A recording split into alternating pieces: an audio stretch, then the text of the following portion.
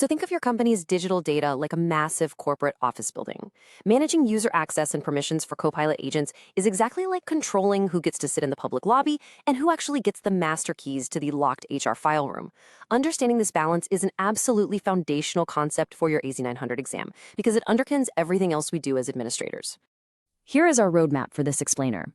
First, managing agent access, then licensing and agent types, assigning licenses, environment roles, group-based role assignments, and finally, security best practices. All right, part 1, managing agent access. The whole goal here, really, is finding that perfect sweet spot between keeping your employees productive and keeping your corporate data completely secure. You know, not everyone in that office building needs the exact same level of access. A standard business user, they just need to talk to an agent to get their job done. It's kind of like asking the receptionist a quick question in the lobby. But a developer or an IT admin, they actually need elevated permissions to go behind the desk and change how those agents behave. Without strict admin controls sitting right in the middle of this flow, an unauthorized user could accidentally expose sensitive business information, or worse, disrupt your daily operations. This absolute need for ongoing oversight is exactly why access management is a massive part of AB 900 compliance. Moving right along to Section 2, licensing and agent types. Think of agents kind of like different types of contractors for your business. Now, here is a huge trap for beginners on the exam.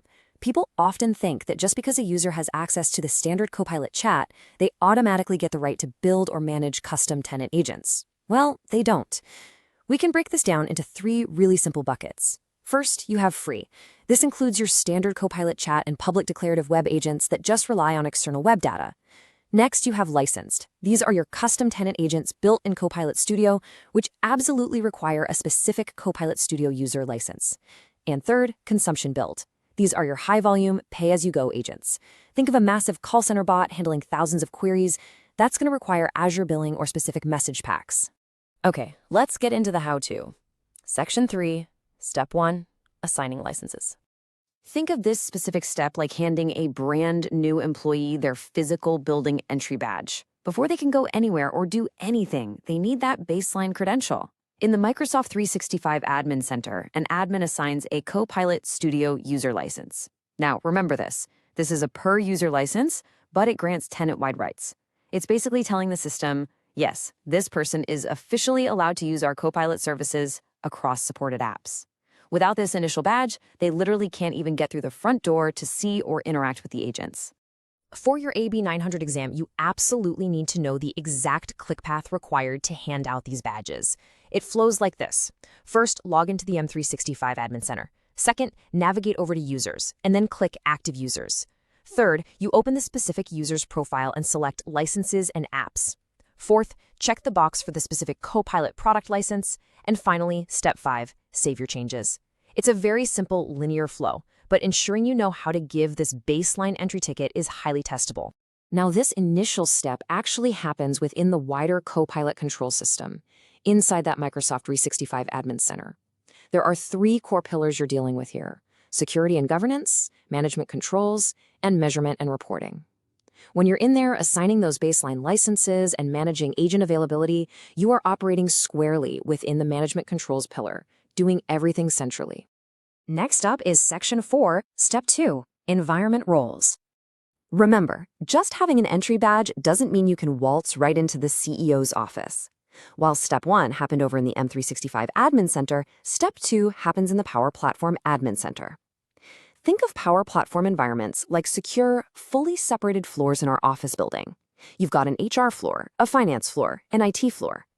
An environment is basically a secure container, or a workspace, for your agents. By using role-based access control, or RBAC for short, we ensure that a recruiting agent living in the HR environment is strictly separated from the finance environment. This is how we protect sensitive data. So, even with a badge to enter the building, you still need a specific environment role to access these specialized floors.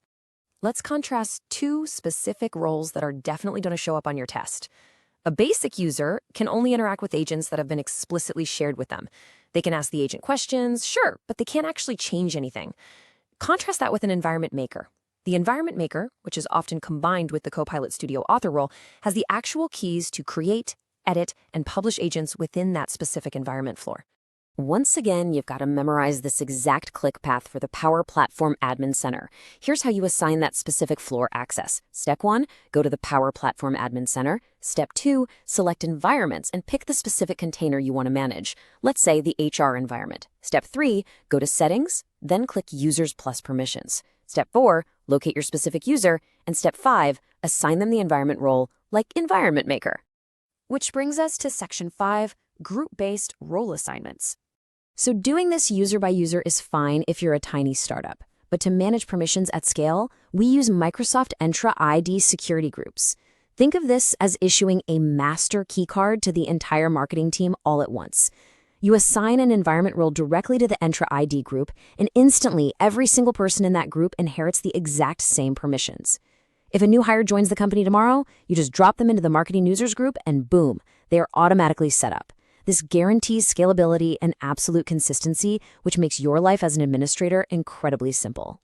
Finally, Section 6, Security Best Practices. With great admin power comes, well, great responsibility, right? These 5 overarching security principles are your absolute North Star for balancing productivity with data protection. First, always apply the principle of least privilege. Only give users the lowest level of permissions they need to perform their role. For most people, that's just basic user access. Second, keep your development environments strictly separated from your production environments, so unfinished experimental agents don't accidentally break your real business workflows. Third, set up a schedule, like a quarterly check-in, to regularly review access, because people change roles all the time. Fourth, monitor usage actively through M365 audit logs and the Power Platform Admin Center, so you can spot any unusual activity. And finally, for your most sensitive agents, layer on conditional access policies in Entra ID, like requiring multi-factor authentication. To wrap things up, managing user access and permissions is never a set it and forget it kind of deal. It is a continuous, living process of securing, auditing, and controlling your environment. As a future certified AB 900 administrator, your primary job isn't just turning cool AI features on, it's protecting the integrity of the business data itself. So I'll leave you with this question to think about. When you log into your first Microsoft tenant as an admin, what is the very first access audit you're going to run?